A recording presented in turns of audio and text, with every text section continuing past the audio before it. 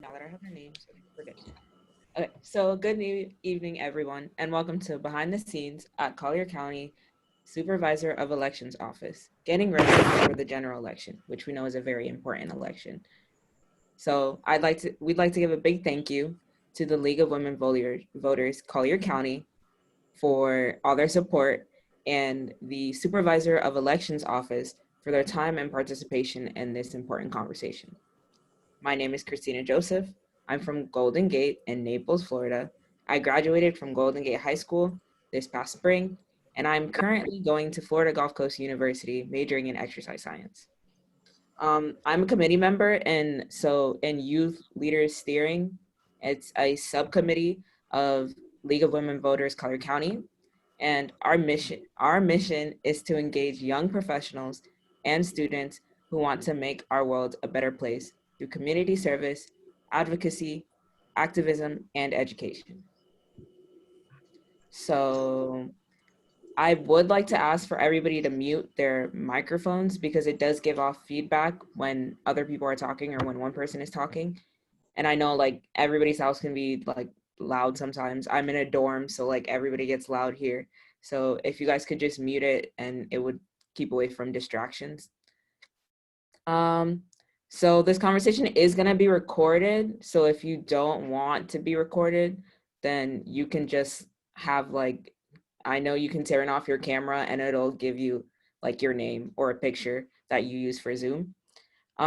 If you guys could possibly put down your emails in the chat, there will be a follow-up email that comes in after. So we need your emails for that one. As people are coming in, we do ask that they do mute it, and sometimes I'll ask you to mute it if you don't realize it. So yeah. Okay. So for tonight, we have 3 different speakers. We have Trisha Robinson. She is the Public Relations Officer for the Collier County Supervisor of Elections Office. We have Helena Davis. She's worked as a poll worker since 2012 for the Supervisor of Elections Office. And we also have Janine Weiser, and she has also worked as a poll worker since 2014. And I don't know who wants to go first in their presentation, or if we want to do the video first, or we're going to do it last. Okay, well, I'll go ahead and start and kind of lead into the other 2 speakers. But thank you for inviting us, if that works for everyone. Thank you for inviting us. This is something that is really top of mind for our office. We typically need hundreds of election workers, and right now we're really struggling. And this is a presidential election. Not only is it a presidential election, it's a very contentious election. So we're expecting a lot of individuals to come out and show support of their chosen candidate. There's also going to be lots of issues that are going to be on the ballot.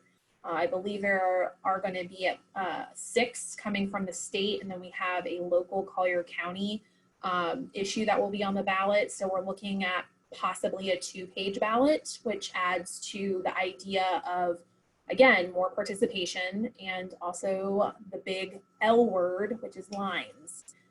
So this is something where we really need a lot of workers to help participate. Obviously, one of our biggest challenges, we always have challenges staffing elections, but one of our biggest challenges right now is facing this pandemic going on. I believe I mentioned this earlier, but when they talk about the most susceptible group of people, it's basically who election workers are: retired individuals over 60 who possibly have immune deficiencies or underlying issues that may cause them to have fears to even go out in public. We have done everything that we can do to invest in providing appropriate PPE. We were in a much better place. If you remember, we were facing this pandemic back in March when we were trying to perform. It was almost like it was in the middle of the presidential preference primary.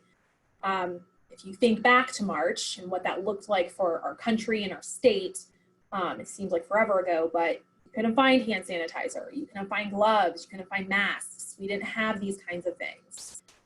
The beauty is we do now, and we are equipping our election workers with those items. We're encouraging them to bring their own so that they feel more comfortable. You know, we know some people have a preference when it comes to the type of gloves they wear, the type of masks that they wear, especially if we're asking them to wear it all day.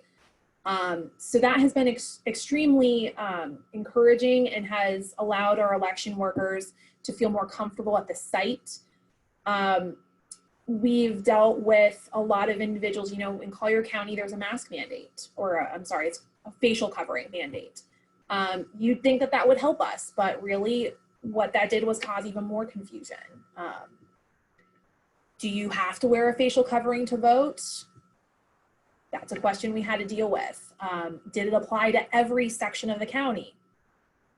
That was another question we had to deal with. So what we ended up coming out in the end of that is that we were strongly asking our workers to wear them unless they had a medical condition that prevented them from doing so. I will tell you that 99% of our workers wore a mask.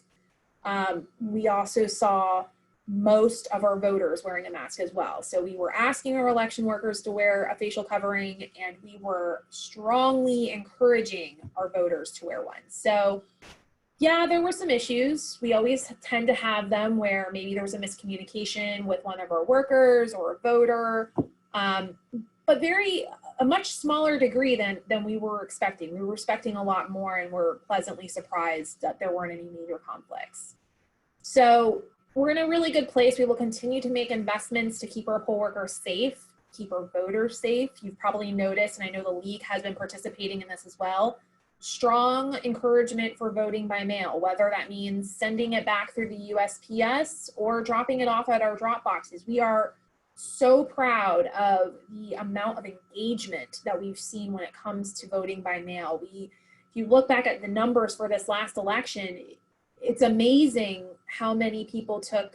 I mean, it was over 55,000 votes that came in through mail versus just a few thousand that went in for early voting and on election day. So it really dominated the voting type during this primary. We always see popularity in voting by mail, but this was just out of the water, which we're very excited about, and we hope to see that occur again in the general election.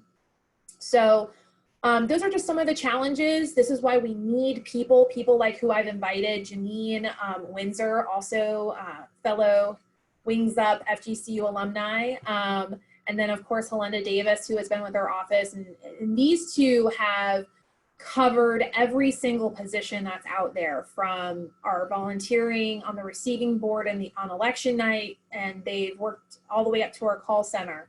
And I would invite, after these two speak too, if Brian would like to give some insight as well. Brian learned about this opportunity through Leadership Collier, the Associate Leadership Collier program through our chamber. So I would invite him, after these two ladies are done speaking, to talk a little bit about his experience, because he is a first-time election worker, and he can maybe provide some insight on what to expect as a first-timer. He also held a very important position in the polling place. So with that, I would like to, I guess I'll start with Helena, because she was a little bit earlier in the game, and then we'll have Helena go, and then I'll invite Janine to speak, and then I'll share, and then Brian, and then I'll share this quick video and incident that happened with us on Twitter. So Helena, do you want to take it away? Can't hear you. Can you turn your mute button off? Got it. Thank you for the invitation this evening. I want to say, first of all, thank you to the Supervisor of Elections Office, Trish, for entrusting me with this job. And Christina, thank you very much for all that you do. And everyone else on this webinar this evening. First of all, I saw two questions pop up in the chat as we were speaking. And one of the first question was, what is the difference between a poll worker and a poll watcher?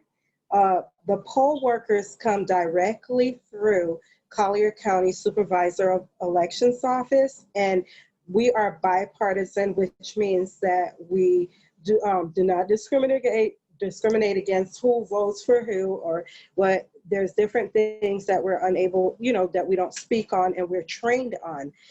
The next one is that poll watchers come through their direct parties in order to come out on election day or during the early voting, so that they can pretty much watch and report back to their parties what they've seen or some of the things that they're seeing in the polls. And the poll watchers are with either the Democratic Party or with the Republicans. And the second question that I did see at the bottom, why do you think vote by mail is so successful in Collier County? Well, Collier County, I know for sure, as long as I've worked with Collier County as an election worker, we take our security and security measures extremely serious, as far as the way everything is handled, every step of the way, and all the precautions that are taken in order to ensure the voters' identity is protected, mail is sent out. We do extra outreach to different, extra outreach to different voters one-on-one if they've not received something or if there's a discrepancy, to check in with them and see. And some counties do not have the capacity to do so or do not take it that far. But I feel like we do a lot in order to secure the confidence and the security of each voter. Trish, is there anything else you would like to add to that? Can you kind of talk about how you started with our office and how you maneuvered through? Maybe you want to touch a little bit on the call center and what you're doing now. All righty. Starting with our office, can you hear me? Okay, starting with our office, I started off first as a poll worker, and I thought to myself, okay, this seems really easy. All I have to do is stand there, greet others, smile, and say, thank you for coming. And that was my job. And when they're leaving, I would smile again and they would leave. I'm like, oh my gosh, this is pretty easy. Then once I've done that, I did that a couple of times. Someone didn't show up, and I had put myself on as one of the alternates, and the alternates, whether you go out that day or not, you get paid. So I'm like, oh, that sounds even easier. I'll try that. But there was not a single day as an alternate that I didn't get a call in the morning say, hey, would you please head over here?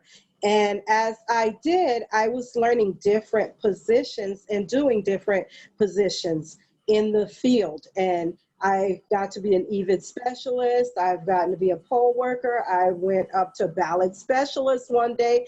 That was frightening at first, and not even as frightening as being in the call center, because there was provisionals. That was my biggest nightmare. And that night before, I felt like it was okay to have nightmares about provisionals all night. So when I woke up the next day, I got no sleep, and then I was able to go in. Did my first provisional, worked with the call center, loved it, absolutely loved it. And the fears, I've overcome the majority of my fears in speaking or helping others or assisting them with whatever is going on in the field. So it was a pretty interesting and a pretty, I wouldn't say wild ride, because every step of the way I've always had someone to help me or to train me properly on what we should do and where we should go. Thank you, Trish. Yeah, so just to recap, so Helinda started off as a poll deputy, and what that is that's the friendly greeter who welcomes people, show them where to go. They enforce the non-solicitation zone, and then she gradually worked her way up, and then we had a real, I think we really invited you into the call center, one, because we saw that talent, but also Helinda speaks Creole and a little bit of Spanish. So we are always looking for translation services, and she is our go-to person when it comes to translators when we need one of those language skills. So that's been a real addition to our call center. If you guys can see behind me, so I'm in my office right now, and right behind me is actually our call center. So we are right next to the individuals. She mentioned that provisional ballots, or the big scary provisional ballots. And what those are is if someone's eligibility is in question. So maybe a voter forgot to bring their ID to the polling place and still wanted to vote. They would vote a provisional ballot. So that ballot is kept separately and returned to our office, and then it would move forward if everything lined up and the canvassing board decided to move forward with that. So we like to get people, kind of promote people from within. Helenda has also been instrumental in our vote by mail process. She not only is working in our call center, but we joke with our vote by mail department because they stole her from us. But she is responsible for thousands of vote by mail requests that are being processed, doing that outreach to receive an undeliverable ballot, because ballots cannot be forwarded by the USPS. They have to come back to us, and we got to figure out where these voters are. So she's made hundreds, if not thousands, of phone calls out to voters, trying to determine where they are. So that good customer service, that data entry, and it helps because when she's in her office when she's in this call center behind me during early voting on election day, she's able to see that information of, well, sir, ma'am, when a poll worker at one of the sites says, this person is showing up as they already voted, can you look into this for us? She knows exactly where to go in our voter registration database to see exactly when we sent that voter a vote by mail ballot, when we got it back, and when it was tabulated. So that has been so instrumental. She has been so instrumental in answering those kind of questions at the polling site. So it's been really great having her in our office and being able to provide that knowledge. So she is right now our call center supervisor. So she oversees, in this primary election, she oversaw the center.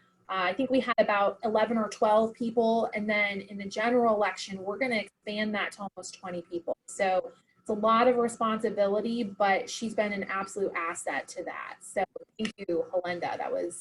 We appreciate all that you do, and thank you for coming up. And then I now want to introduce Janine Windsor, who has her own story. So I will let her go with that.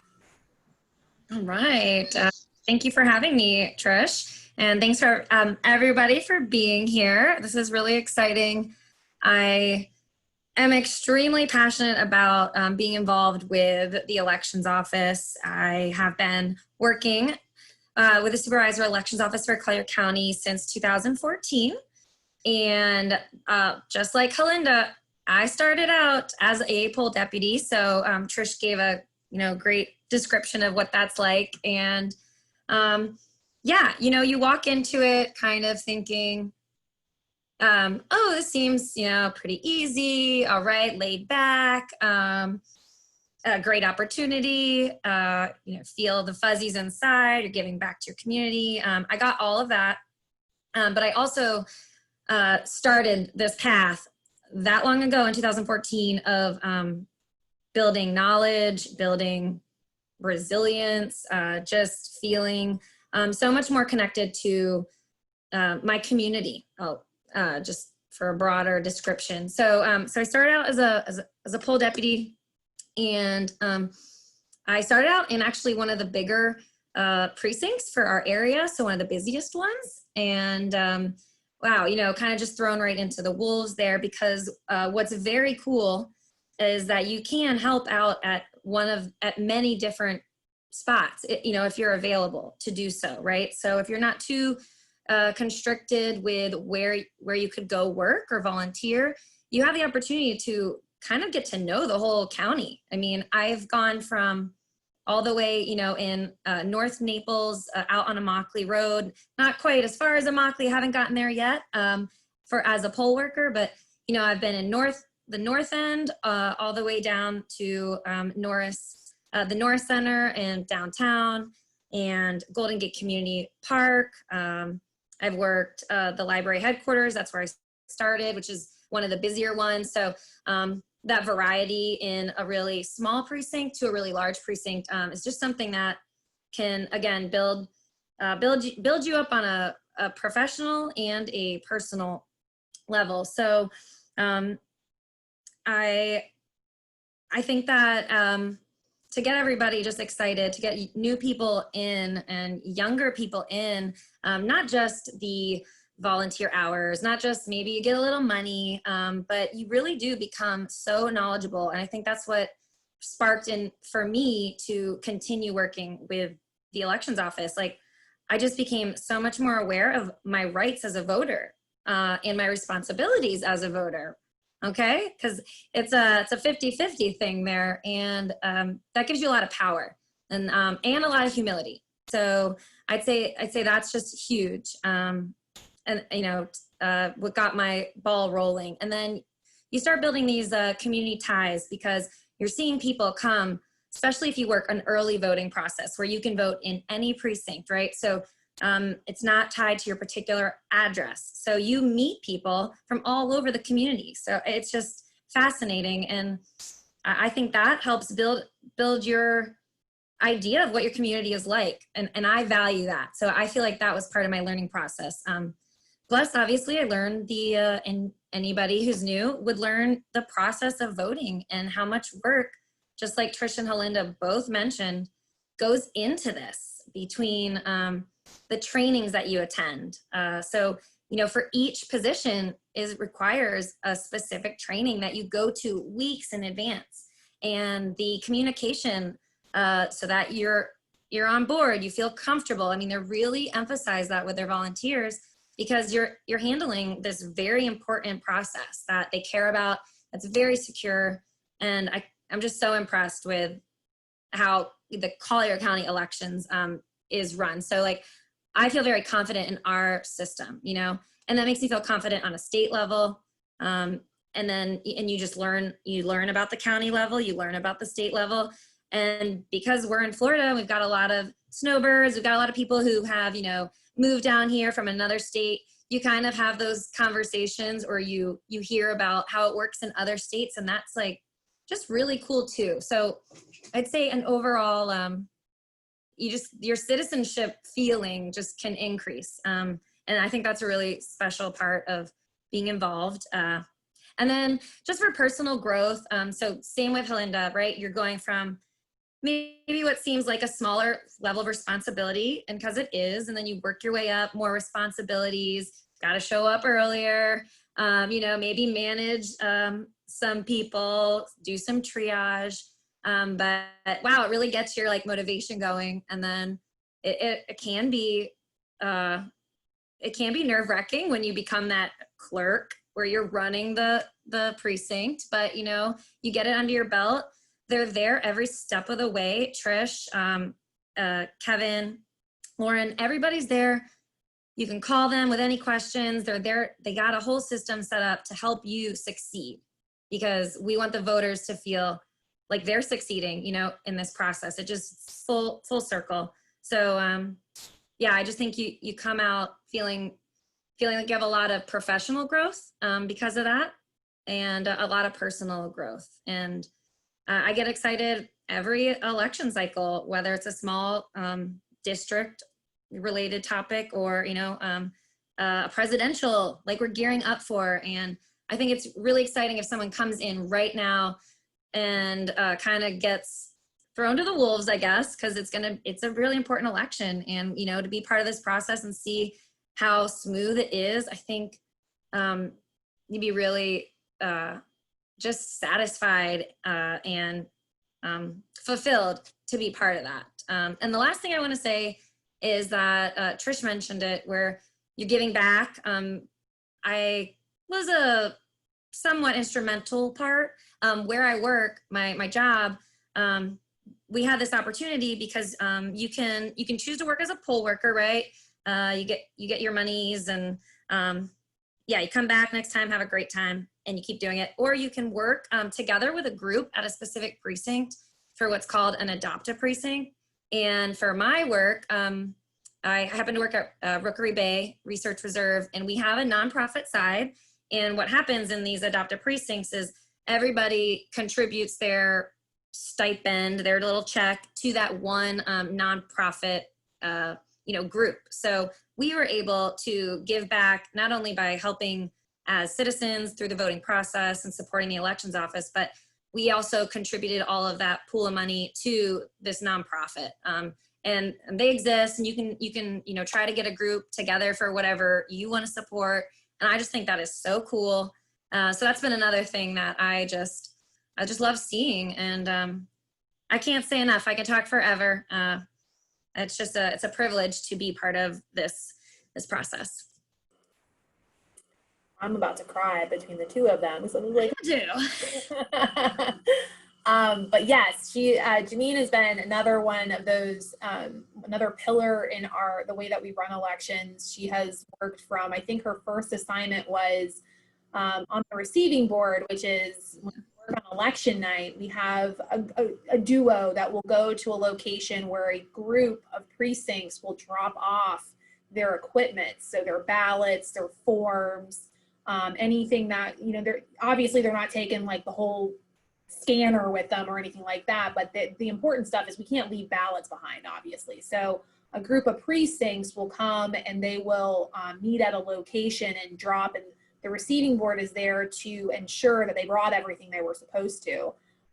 So $50, you sit there for maybe 2 hours with another person and you're going off of this checklist. So seems real easy, but it's such an essential part of the process, because we need to make sure not only are we getting the ballots back that evening, but we're also getting the election media. So all of the votes are on some of those pieces of media that are in the machine. So we need those to come back as well as the results tapes.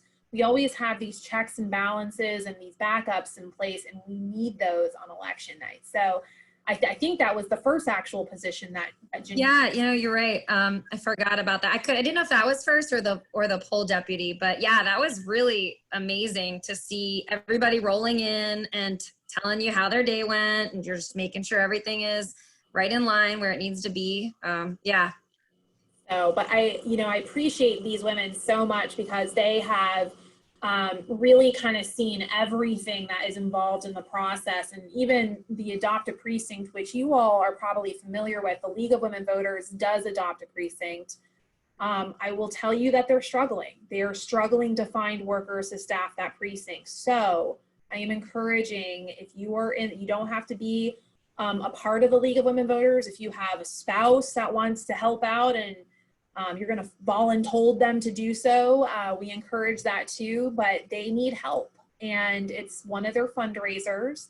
And I really encourage you all to talk with Becky Newell. She is the clerk there, and we tend to see the same people, and that's great, but some of these people are not coming back because they are scared of COVID, or they just don't have the ability to do it anymore. I mean, 14 hours is a long time for someone who is a little bit older, and we get that, and we want people to feel prepared. We want them to feel safe.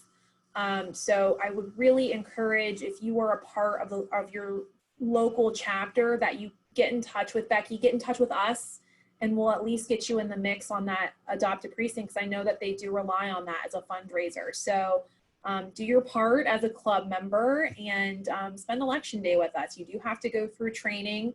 And I want to answer just a couple of questions, and then I would like to invite Brian to talk about his experience.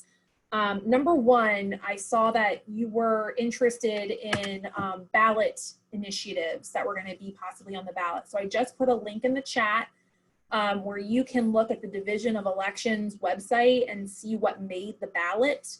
So feel free to take a look at that. It's everything from limitation on homestead assessments to raising Florida's minimum wage. We do also have an issue that's going to be on the ballot for, I think it's Conservation Collier. Don't have the language for that quite yet. I have requested it, and we're going to put it on our website as soon as possible. I know our office has it. I just have to get it from the person who is working on the ballot proofing right now so that I can get it up there. So we'll have that up within the next, hopefully within the next day or so. So that will be available as well. Training was asked in the chat too. We get a lot of interest on election day, and we get a lot of interest during early voting. We're getting people who are applying on our website, who are calling our office. Hey, I'll work at the polls tomorrow. What do you want me to do? Or, hey, I like to work at the poll, I can park cars for people. We are mandated by law to perform a specific level of training. Depending on your position, and if you're working early voting or election day, that can come in different variations. We have an online training where you kind of learn the foundations. It usually takes about an hour to do if you shoot straight through it. We also have a hands-on training, and depending on the position, that can last anywhere from 2 to 3 hours. So you're looking at each one of these. I can tell you right now, Janine and Helenda went through at least 3 hours of training prior to this primary election, if not longer. So we're not just doing a quick, here's your manual, go and have a great time, or yeah, sure, we'll invite you the day before election to be an election worker. There's a lot that goes into these election workers. That there's a lot of training, there's a lot of on-site training, there's a lot of new, just when you think you've seen it all, something weird happens at a polling site, and we're like, oh, that hasn't happened before. So please understand it, and this is something that our office is really going to be working on. The EAC, the Election Assistance Commission, has dubbed September 1st as National Poll Worker Recruitment Day.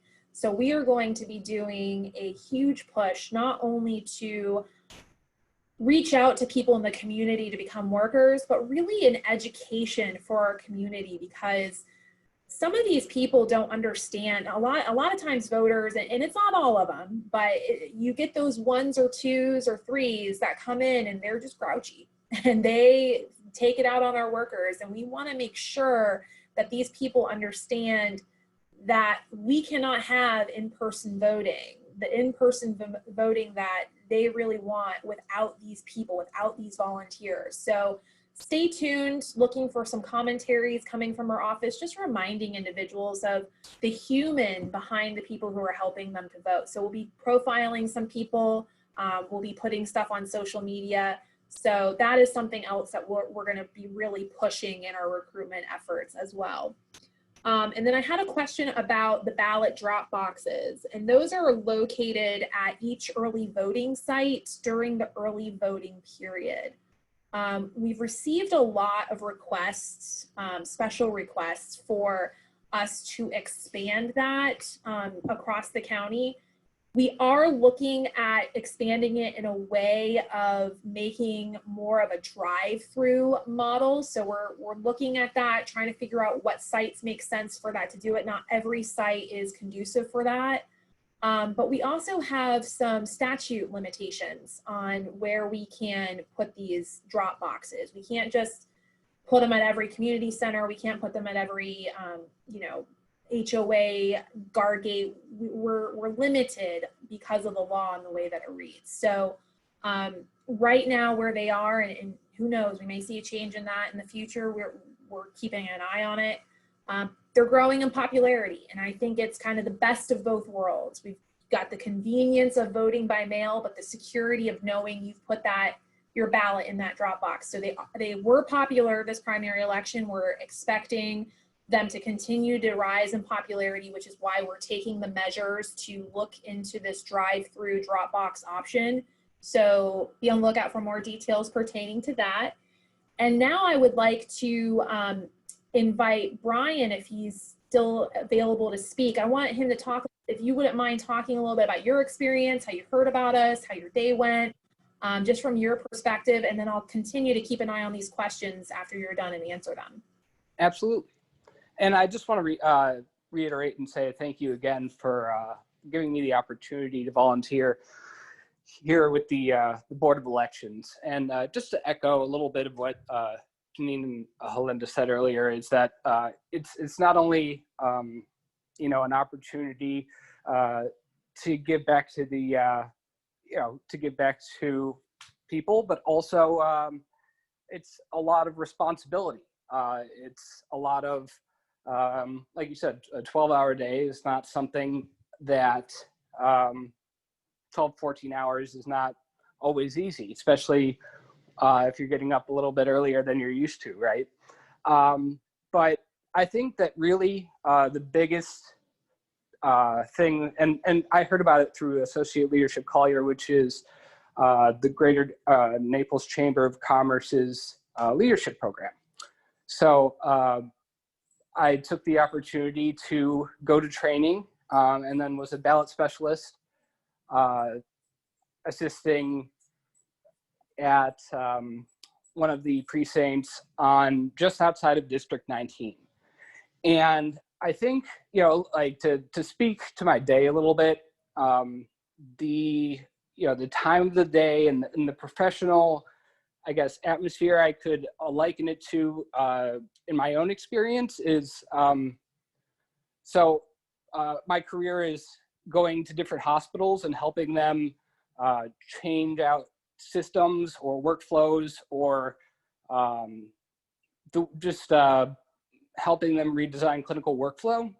And what we have is we have called a go live, where it's usually a week-long process where we have like steps all kind of planned out on how to do cut over.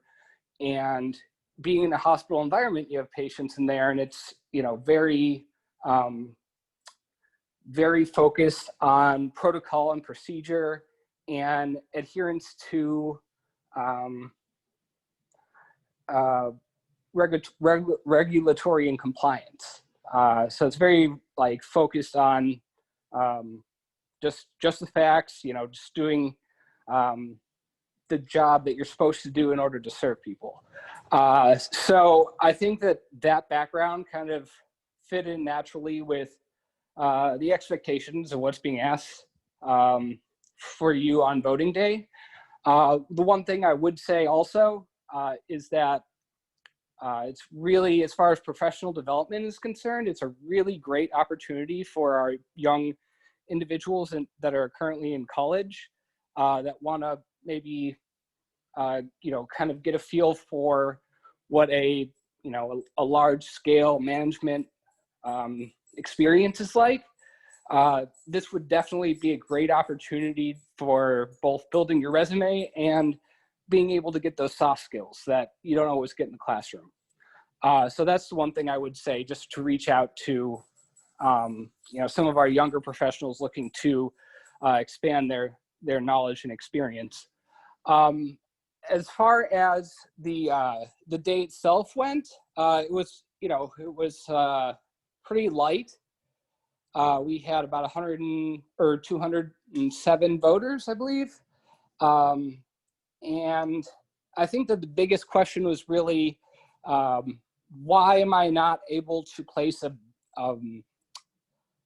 vote for the District 19 House of Representative candidates? And, it was really just, again, about being an informed voter and saying,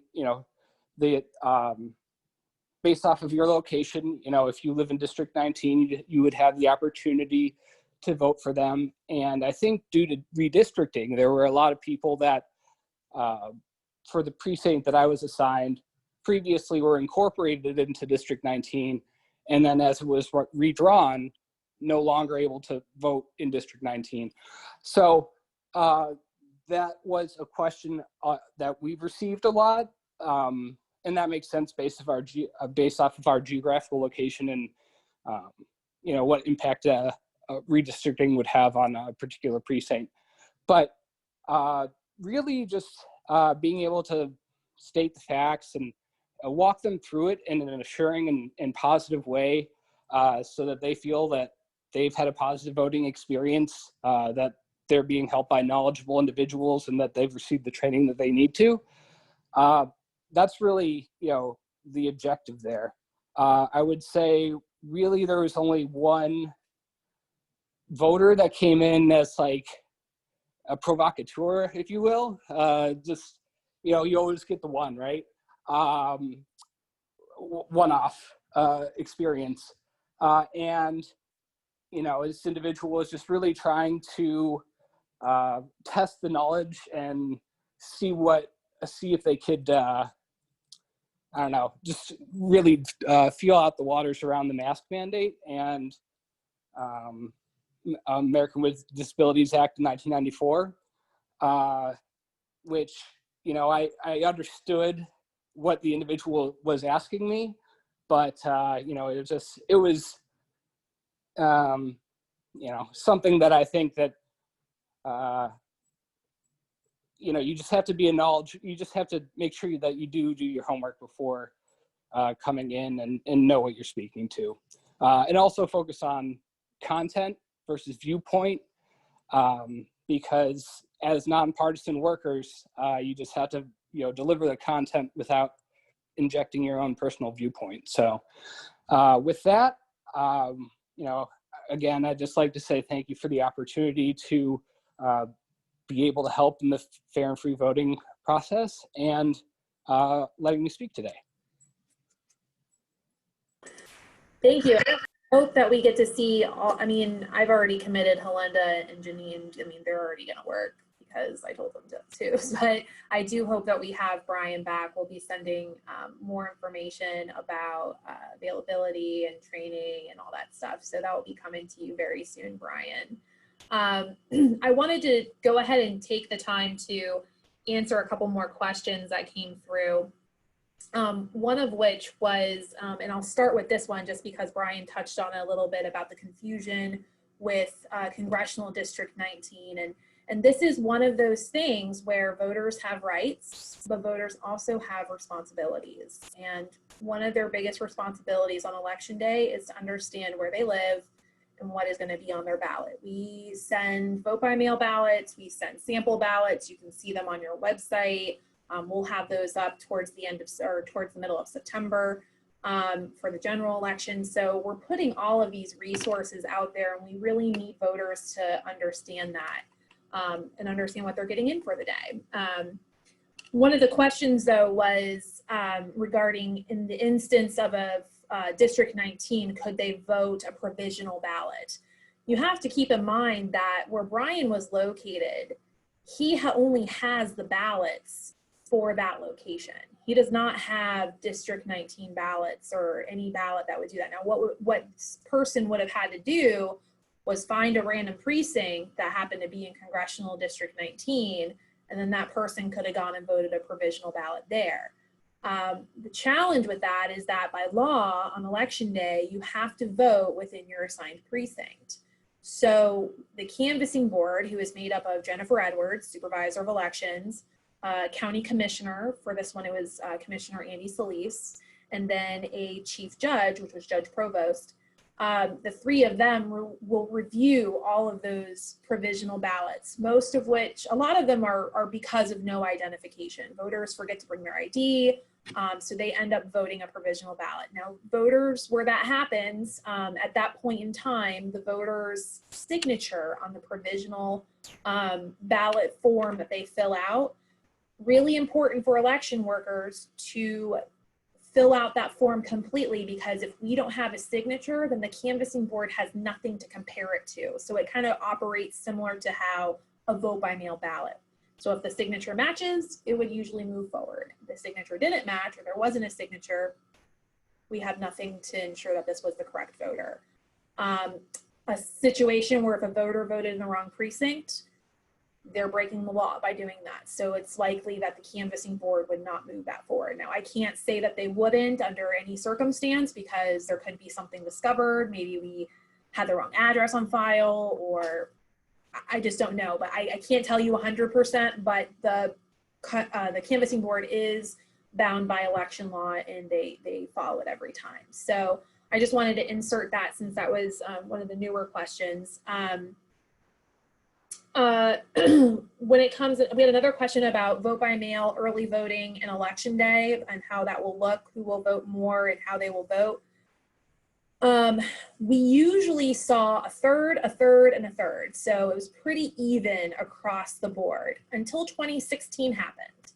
And then we saw a huge jump in early voting. We had over 75,000 people vote early in 2016.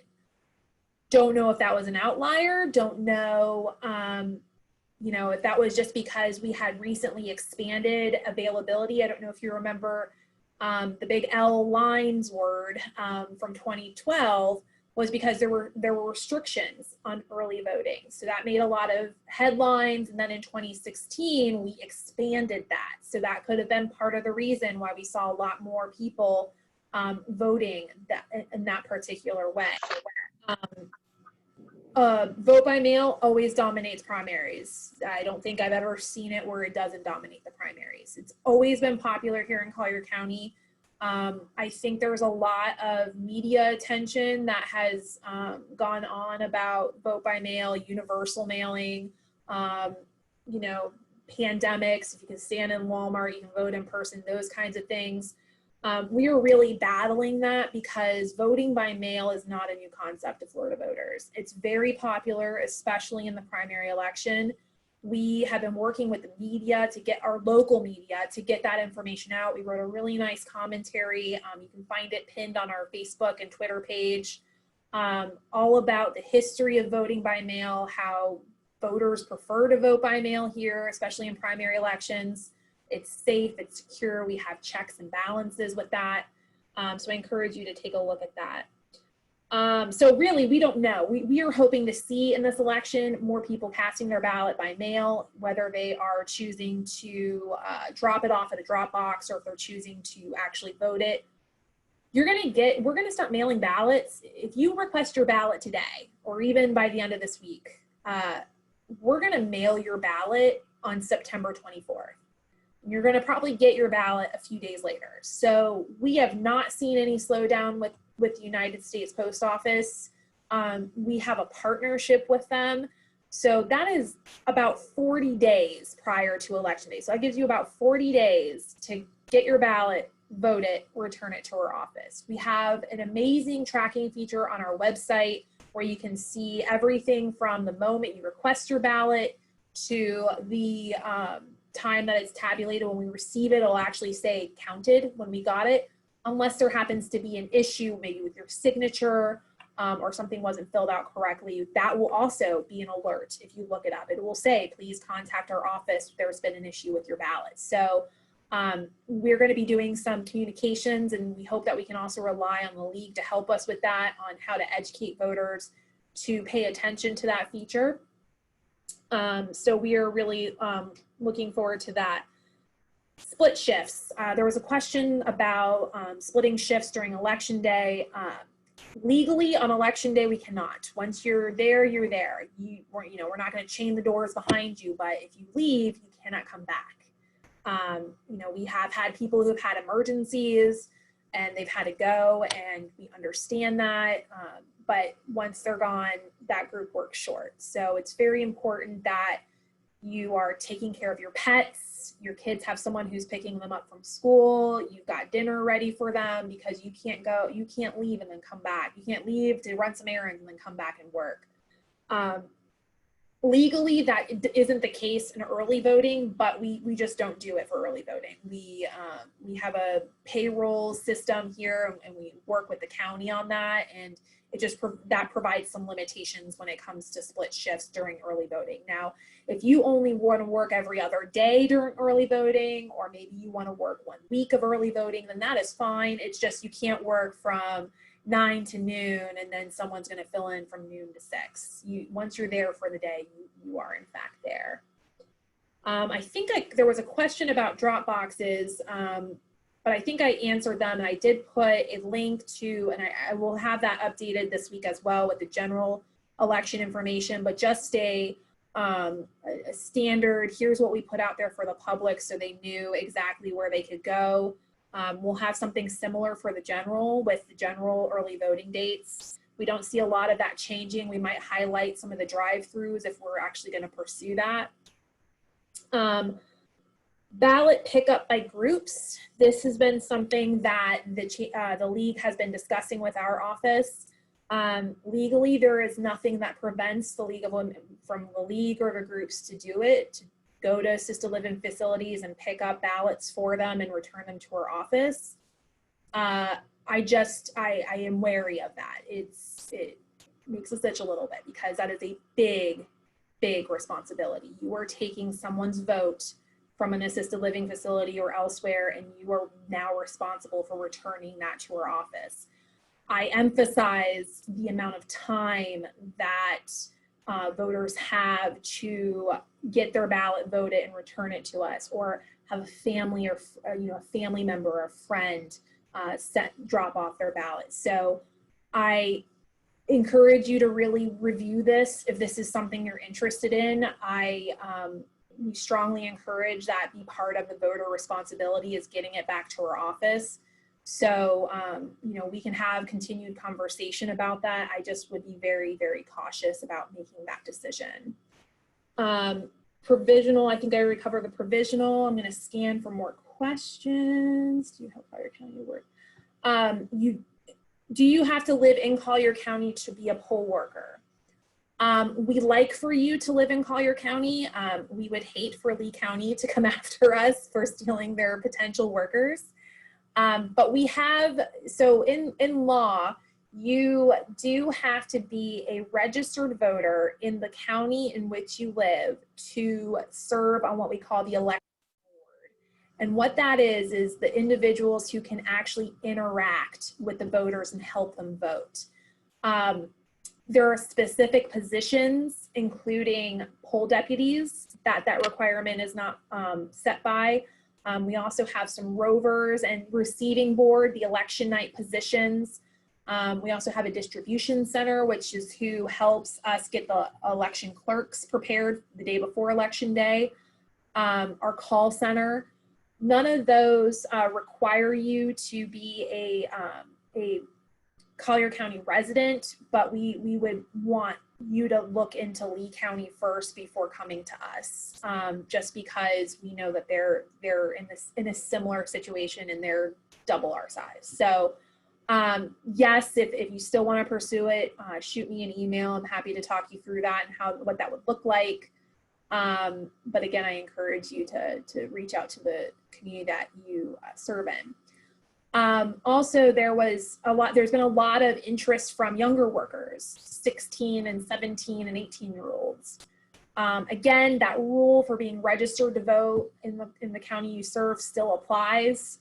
It doesn't change if you are a pre-registered voter. You aren't technically a registered voter at that time, but we do have some possible other use, especially if you're going to maybe work with a parent. We've done we have one of the groups is a Boy Scout group that adopts a precinct, and the dad works as the clerk and the son would working as a poll deputy. So we might have some of those scenarios that could work out. We'd be happy to make some accommodations for the league, especially because we know that this is going toward, the funds being raised through this is going towards your group. So if you have kids who are willing to, we don't need 10 poll deputies, but if you have a member who maybe has a 16 or 17-year-old and want to get them involved in the process, we would love to get them involved and see what we can do to accommodate that. From VOE could pick up ballots, not the league.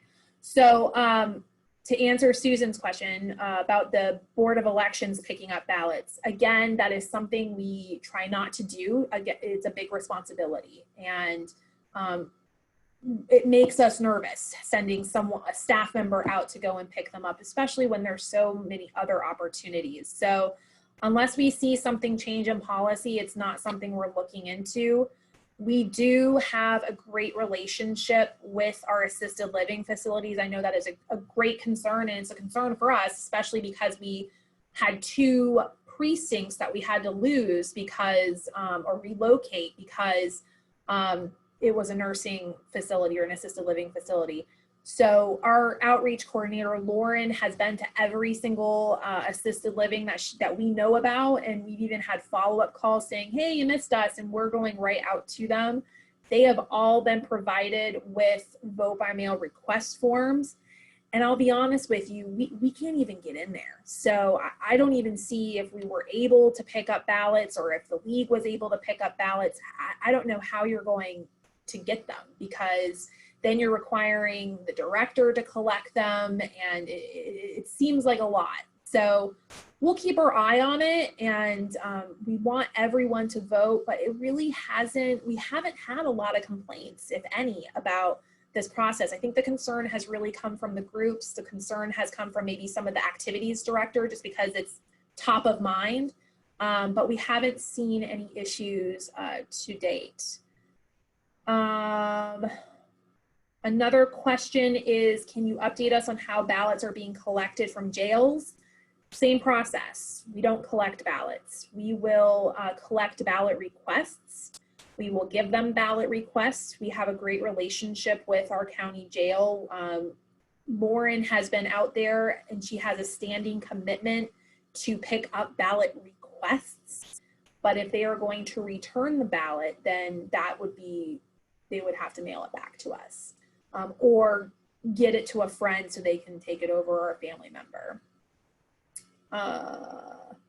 What is the best way for college students to vote? Well, I think the best way for anyone to vote is voting by mail. So I'm just going to keep plugging that until I'm blue in the face. But vote by mail, I think that, I mean, that's really, especially if you are like Jonathan up in the Panhandle, you know, I don't expect him to make a trip down here for on election day just to vote, or unless maybe he's visiting family members during early voting. But request your vote by mail ballot and we'll send it to you. You do not have to have it sent to your address in Naples in order to vote by mail. You'll send it to, you'll give us your mailing address, but make sure you know where it's going. Call our office real quick, 252-8683. Just make sure that you know where it's going. If you look on our website at that ballot tracking feature, it will show you that this, I think we call it ballot one. Ballot one is being sent to this address. Your request has been received. So it's all inclusive. As of right now, you do have to pay postage in order, we do require postage on the ballots. So make sure that you get that done as well. That was another question. So if you can continue typing in questions, but I did want to share something with you all real quick, because this was probably the coolest thing to happen to our elections office for like ever. So we learned of, here it is, screen one. Can everyone see, oh wait, hang on. Okay, can everyone see my screen? Uh-oh, I'm like, oh, here we go. What's happening? It's black. Yeah, it's just black. It just says that you shared your screen with us, but it doesn't say anything. You can't see my, can you, it says you are sharing. It's probably just bandwidth problem. Oh, there it goes. Okay, can everyone see it? And I'm not like all glitchy and stuff? Yes. Lauren, am I good? Yep, you're good. She's in the office right next to me. I just want to make sure. So this is something that is very exciting, and I get all, oh. We were hosting orientations for new election workers, basically leading right up to when we couldn't possibly do it anymore, just during early voting. And I kept seeing younger and younger people coming to our orientations. And so I started asking the question. We were doing small groups because we didn't want to put 20 people in a room. But I started asking them, how did you hear about us? Some people would say, oh, I saw on your website, or my mom used to do it, but then I started rising in popularity was people were telling me that they saw Trevor Noah from The Daily Show said that you needed poll workers. And I was like, what? So what ended up happening is he put a video together on YouTube. And I'm just going to play it real quick. Hopefully you can hear it. Is that good sound? Yes. Okay. Just want to make sure it wasn't too loud. You can maximize it too on the right-hand side. America is facing a nationwide poll worker shortage.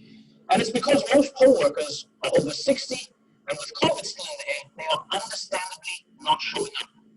But fewer poll workers means fewer polling stations are going to be open, and it means longer lines that not everybody can afford to stay in waiting, especially people of color in working class areas. But the good news is, most poll working is paid, and in some states, you can be as young as 16 to do it. So if you're interested and you have the time to be a poll worker, and you have the time to increase the chances of a democracy succeeding, this is your chance to save money, protect your democracy, and sign up to know. So he put this video out there, and I'm just hearing more and more about this video.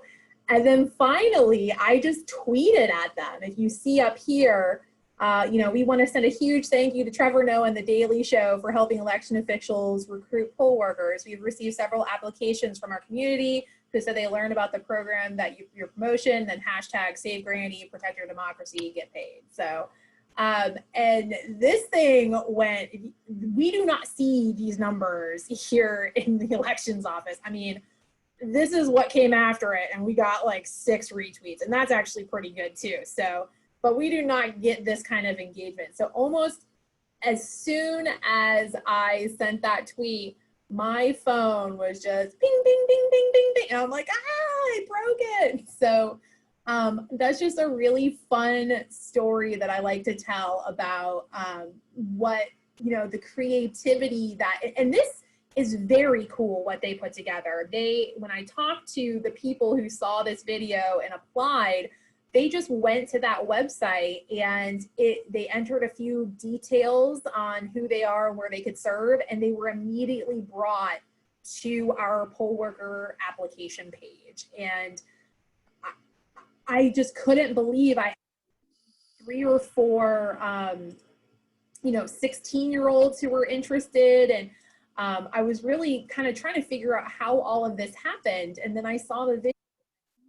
Okay, and then that's when I decided to retweet it. So this was just something fun and exciting that we did, and I encourage you to share this video. And one thing he mentions in here is talking about the polling sites consolidation.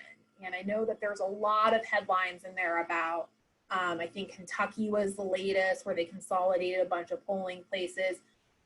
And this is a really big reason why we're seeing these kinds of things happen, is because we don't have enough election workers to keep in-person voting safe, secure, and convenient for our voters. So I encourage you to share this video, and I'm hoping that Twitter is still cool amongst, I'm a millennial and I use Twitter pretty often, so I'm hoping that the younger generations are also using it. But I am willing to tweet at celebrities, and this is just a proof that that whole influencer, influencer hook is so necessary and can do a lot for, if you are a communications or PR nerd like I am. That's a great example of how far that can take you. So I wanted just to share that with you because it's a really great story to tell. And I will actually, I know Helinda said colliervotes.com, but let me give you the quick colliervotes.com/application, and that will take you directly to the application for poll workers.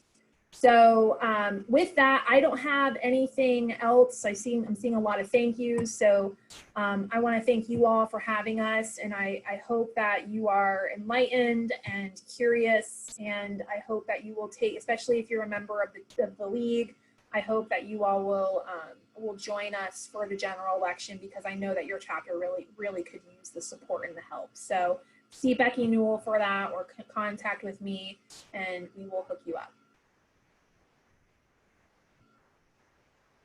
I do have a quick question. It's just for my friend couldn't make it. She's out of state actually, but she's registered in Collier County. So would the timeline for her to send in her ballot be way different than somebody who does live in the state of Florida? Because she's out in Pennsylvania, and then my other friend is out in Vermont. So how would their timeline be? It's about the same. I would give it a week in it. So at the very least, you should send your ballot a week ahead of the election, at the very least.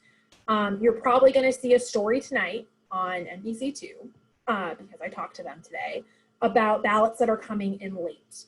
And we saw as of today, about 455 of ballots that came after election night.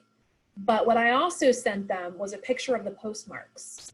And that means that we can get an idea of when they actually mailed their ballot. And They're as early as the day before Election Day, and they're as late as 2 days after Election Day. So if you are mailing in your ballot, at the very least, I would suggest you mail it a week in advance. That would be October 27th.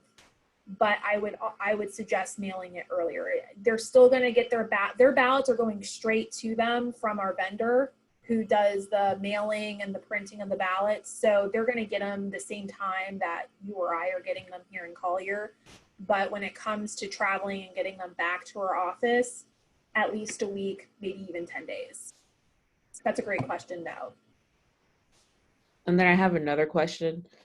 So I know that the supervisor of elections have come to like my high school multiple times. So are you guys still planning on going out to the high schools, or are you guys just sending out like stuff over the internet? Are you guys like, how are you guys gonna still be able to register, pre-register like juniors and seniors and everything? Yeah, so we do a yearly challenge every year, and I'm actually I see she just unmuted herself, so I'm gonna take that as, I'm gonna let Lauren talk a little bit about the progress on that, because we do have a yearly commitment to all the high schools. We do a high school voter registration challenge. So Lauren, can you talk a little bit about what you're seeing? And yeah, I'll make it quick. Visitors are not allowed because of COVID. So really in the public schools, I can't go in. So I'm doing an entirely virtual platform. I'm communicating with the relevant teachers. I will send them slides and a script, and they will sort of take over as intermediary. But the high school voter registration challenge is still going to go on this year. And Golden Gate, I believe, is a back-to-back winner. So yeah, in that challenge, I've already talked to your teacher, your former teacher, and he is on the ball. He wants it. He wants that victory again this year. So hungry. Exactly. So that's a really great question. And the beauty of what's happening, or the beauty of backups, what's happening with COVID, is that you can register to vote online. And that wasn't always the case. I think that just was enacted in 2016, if I remember correctly. So Florida was a little slow to that process, but it's there now, and it's getting more and more popular, especially as we're not able to host voter registration drives. So there is that alternative, and we'll continue to push that. September 22nd is National Voter Registration Day. So we will be in full force communicating with people to register to vote and request their vote by mail ballot. So at least they have options when it comes to voting in person or by mail.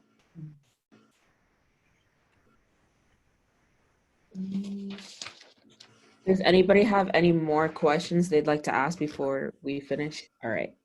Looks like. Can you hear me? Yes. Okay. So I know that there's been a huge push to get people to register to vote.